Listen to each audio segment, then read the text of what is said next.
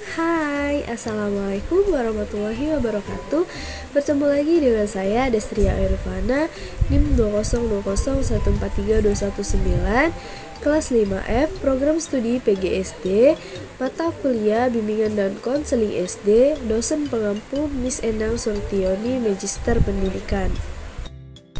Baiklah, pada pertemuan kelima ini saya akan membahas mengenai jenis-jenis layanan bimbingan dan konseling untuk anak sekolah dasar dengan 5 submateri, yaitu materi yang pertama ada layanan dasar bimbingan, yang kedua layanan responsif, yang ketiga layanan perencanaan individual, yang keempat dukungan sistem, dan yang kelima yaitu 9 layanan bimbingan dan konseling sekolah dasar menurut Profesor Prayitno. Baiklah teman-teman, di sini yang pertama saya akan membahas materi mengenai layanan dasar bimbingan. Nah, apa sih layanan dasar bimbingan itu? Jadi, layanan dasar bimbingan dan konseling ini adalah proses pemberian bantuan kepada seluruh peserta didik melalui kegiatan yang dapat dilakukan secara klasikal atau kelompok dan disajikan secara sistematis dalam rangka mengembangkan perilaku jangka panjang sesuai dengan tahap dan tugas-tugas perkembangan peserta didik. Nah, di sini layanan dasar bimbingan itu mempunyai pelayanan yang meliputi, yaitu yang pertama ada bimbingan kelas, yang kedua itu adalah layanan orientasi, yang ketiga ada layanan informasi, yang keempat layanan bimbingan kelompok dan aplikasi instrumen, yang kelima itu ada layanan bimbingan belajar, dan yang terakhir itu ada layanan perorangan. Baiklah, selanjutnya yaitu ada materi yang kedua. Materi yang kedua ini ada layanan responsif. Nah, layanan responsif ini merupakan bantuan kepada konseli yang menghadapi masalah ya dan memerlukan pertolongan dengan segera, sebab jika tidak segera dibantu menimbulkan gangguan dalam proses pencapaian tugas-tugas perkembangan. Nah, fokus layanan responsif ini juga adalah pemberian bantuan kepada siswa secara nyata yang mengalami masalah atau gangguan perkembangan secara potensial menghadapi masalah tertentu, namun tidak menyadari bahwa dirinya itu memiliki masalah. Nah, di sini ada 9 poin penting dalam strategi layanan responsif ini, antara lain yaitu satu, konseling kelompok dan individual, yang kedua referral, yang ketiga itu ada kolaborasi dengan guru atau wali kelas, yang keempat kolaborasi dengan orang tua, yang kelima ada kolaborasi dengan pihak lain, yang keenam itu konsultasi, yang ketujuh itu bimbingan teman sebaya, yang kedelapan konferensi kasus, dan yang kesembilan itu kunjungan rumah. Nah, selanjutnya yaitu jenis yang ketiga. Yang ketiga ini ada layanan perencanaan individual. Nah, layanan perencanaan individual ini adalah layanan bantuan yang diberikan kepada semua peserta didik agar mampu membuat dan melaksanakan perencanaan masa depannya berdasarkan pemahaman akan kekuatan dan kelemahan yang ada pada dirinya. Nah, dari perencanaan layanan perencanaan individual ini ada tujuannya, yaitu tujuannya peserta didik ini diharapkan agar dapat mempersiapkan diri untuk mengikuti pendidikan lanjutan, merencanakan karir, dan mengembangkan kemampuan sosial pribadi yang didasarkan atas pengetahuan akan dirinya, informasi tentang sekolah atau madrasah, dunia kerja, dan masyarakatnya. Nah, untuk tujuan yang kedua yaitu peserta didik ini diharapkan agar dapat menganalisis kekuatan dan kelemahan dirinya dalam rangka pencapaian tujuannya.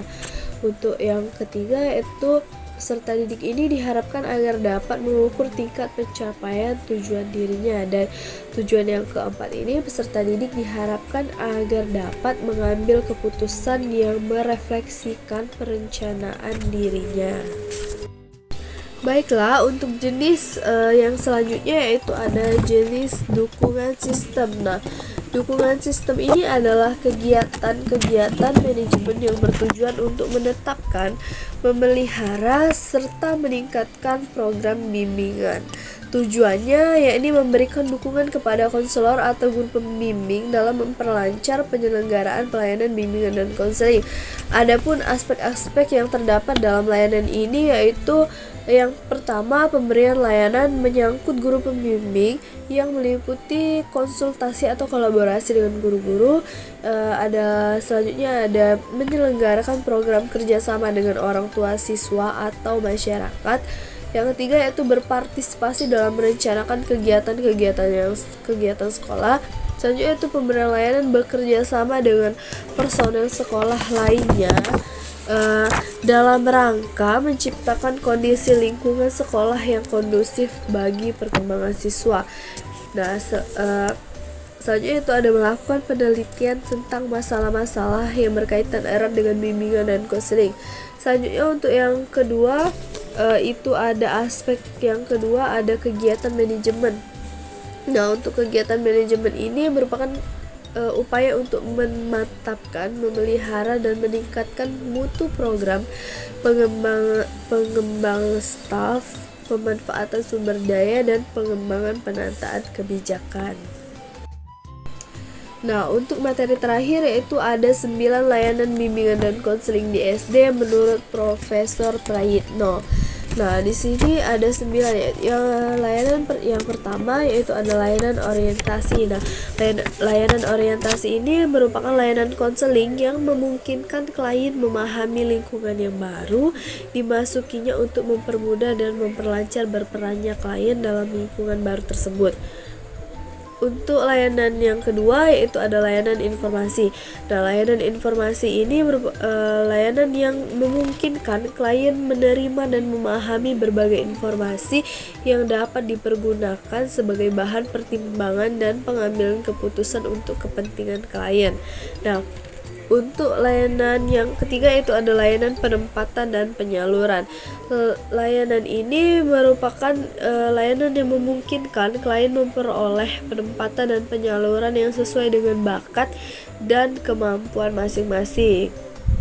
Nah, untuk layanan yang keempat yaitu ada layanan penguasaan konten. Nah, di sini layanan penguasaan konten ini merupakan layanan konseling yang memungkinkan klien mengembangkan diri berkenaan dengan sikap dan kebiasaan belajar yang baik, materi pelajaran yang cocok dengan kecepatan dan kesulitan belajarnya, serta berbagai aspek tujuan dan kegiatan belajar lainnya. Selanjutnya yaitu layanan yang kelima ada layanan konseling individual. Nah, layanan konseling individual ini merupakan proses belajar melalui hubungan khusus secara pribadi dalam wawancara antara seorang konselor dan seorang konseli atau klien. Nah, untuk layanan yang keenam itu ada layanan bimbingan kelompok. Layanan bimbingan kelompok ini untuk mencegah berkembangnya masalah atau kesulitan pada diri konseli atau klien. Selanjutnya ada layanan yang ketujuh yaitu layanan konseling kelompok. Layanan ini merupakan upaya atau bantuan kepada peserta didik dalam rangka memberikan kemudahan dalam perkembangan dan pertumbuhannya. Selain bersifat pencegahan, konseling kelompok dapat pula bersifat penyembuhan. Nah, untuk layanan yang ke-8 ada layanan mediasi. Layanan mediasi ini merupakan layanan konseling yang memungkinkan permasalahan atau perselisihan yang dialami klien dengan pihak lain dapat terentaskan dengan konselor sebagai mediator. Nah, untuk layanan terakhir ada layanan konsultasi atau layanan yang ke-9. Nah, sebagai layanan konsultasi ini sebagai suatu proses penyediaan bantuan teknis untuk konselor, orang tua, administrator, dan konselor lainnya dalam mengidentifikasi dan memperbaiki masalah yang membatasi efektivitas peserta didik atau sekolah. Nah, itu dia 9 layanan bimbingan dan konseling di SD menurut Profesor Prayitno.